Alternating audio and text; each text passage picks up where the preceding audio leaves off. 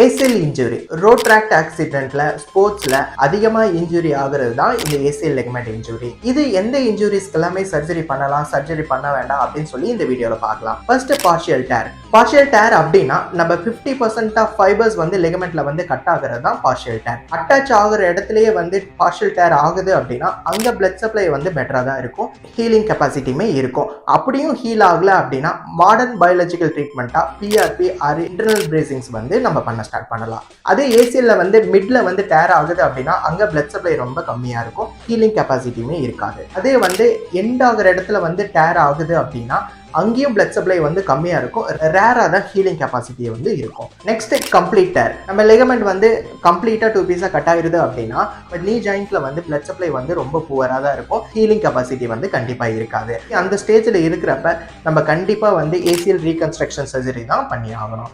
Attach ஆகிற இடத்துலயே வந்து பார்ஷியல் டேர் ஆகுது அப்படின்னா அதை நம்ம ரீஹேப் பண்ணி கொண்டாடலாம். அதுவே கம்ப்ளீட் டேர் ஆகுது அப்படின்னா நம்ம கண்டிப்பா சர்ஜரி பண்ணி தான் ட்ரீட் பண்ண முடியும். இந்த மாதிரி ஸ்போர்ட்ஸ்ல வந்து ஏசிஎல் இன்ஜுரினால கன்ஃபியூஸ் ஆயிட்டு இருக்கிற உங்க ஃப்ரெண்ட்ஸ்க்கு இந்த வீடியோவை ஷேர் பண்ணிவிடுங்க.